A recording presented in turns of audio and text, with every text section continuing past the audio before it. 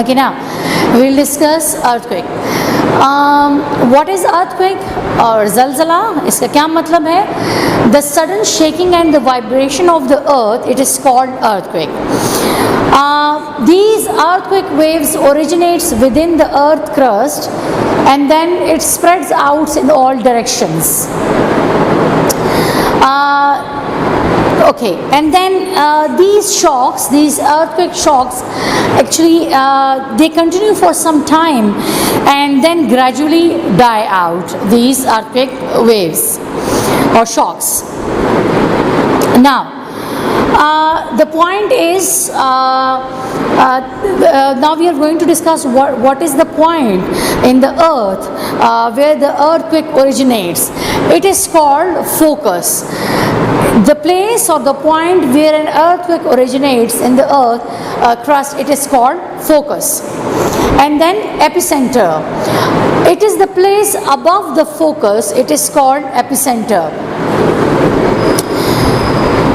Now, it has been observed that earthquake originates, we can say that this is a record that earthquake originate at the depth of 50 to 100 kilometer below the surface of the earth. And mostly the shocks are stronger near epicenter.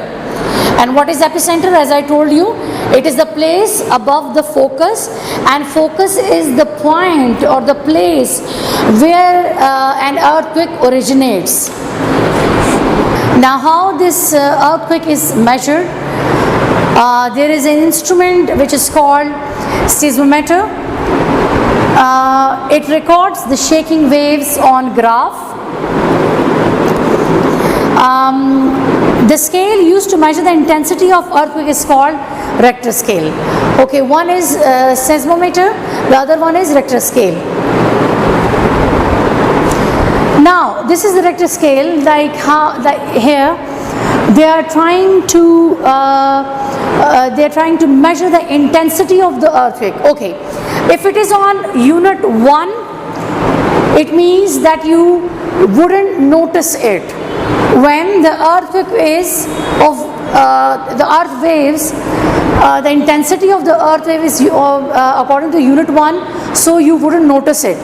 If it is according to unit 2, then it is 30 times, it has 30 times more energy than unit 1. Then when this unit 3, it is 30 times more energy than unit 2, and unit 4 30 times more energy than unit 3. So you can see that the intensity of this energy is increasing, and so at the 5th unit the windows may break as a result of the earthquake.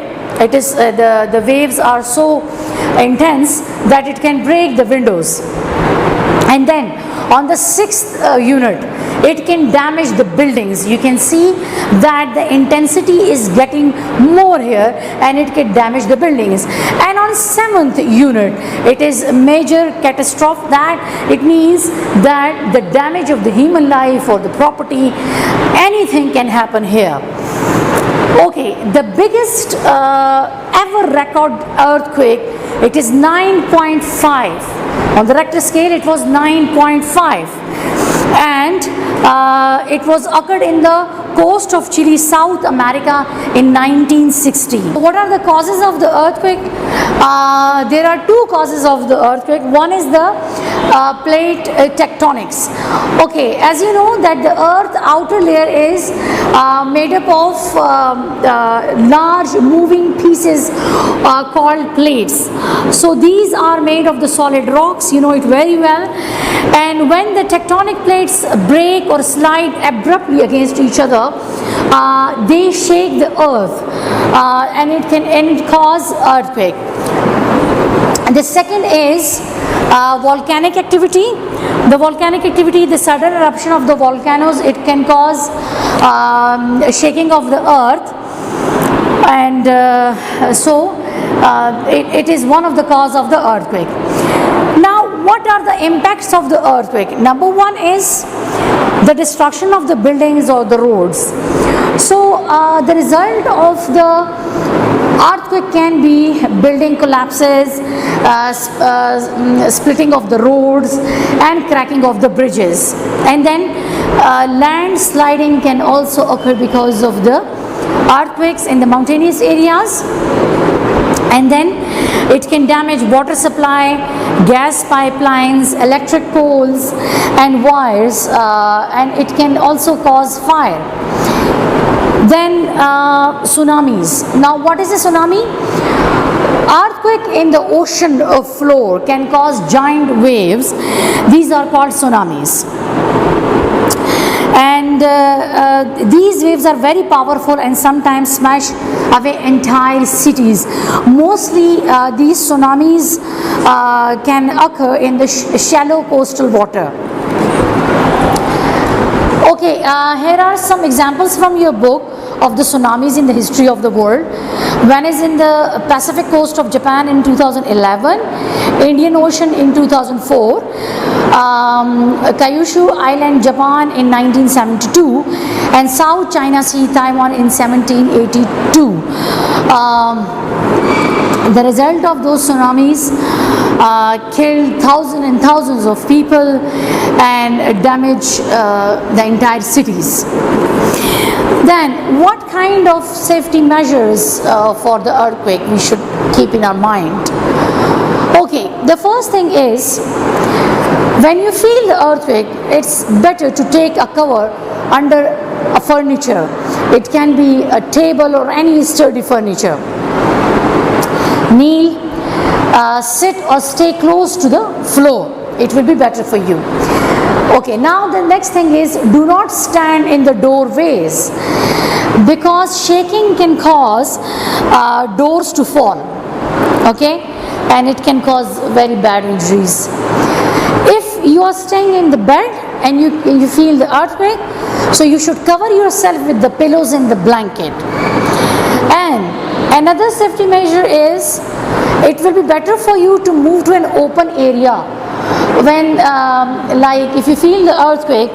So, and if you're living in a kacha house, so the best thing is to move to a open area when there is no tree or electric or telephone wires.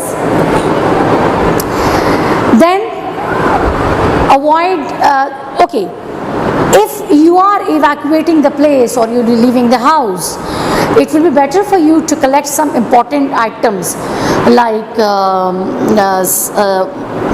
medicine, water, and other important things, some food.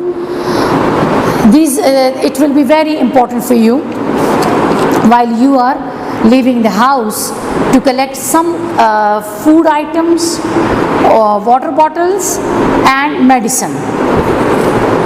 Next, avoid those kind of places where there are electrical wires, metal objects, and please do not touch these things, these electric wires and metal objects. And then the next thing is that if you are inside a building, so it will be better for you to listen to the radio or TV advice. Okay, and if you are not certain about the damage of your building, so you should evacuate it. And then you should wear the shoes, because to protect your feet from the debris. And then help the injured or the trapped people. Also help your neighbors, the infant and the elders. Help your neighbors, infants, elders and disabled people, because they need more care. And if the sewage pipelines are broken, so avoid toilets, and the water supply pipes are broken, so do not drink water from the tap. And now we are going to talk about the construction of buildings in earthquake prone areas, that what kind of points should they consider while they are building in those areas where the risk of the earthquake is more than the other areas. Okay, so the first is a single structure building. The whole building should be in the form of a single structure, so it can be moved as a whole. Okay, then the space between the two adjacent buildings should be enough, because if the collapse of the one building may not destroy the other, that if one building is collapsing, so it cannot destroy the other building, so there should be enough space. Use minimum glass in those buildings, because these are very dangerous when these glass pieces are broken. And there should be strong foundation of these buildings, strong foundation, strong frame, and they should use lighter material for building, and then use of the wood and reusable building material. It can also reduce the rebuilding cost. And then the heavy and bulky items should be kept fastened, because it should not fall due to the shaking. So these are some of the points they should keep in their mind while they are constructing the buildings in the earthquake prone areas.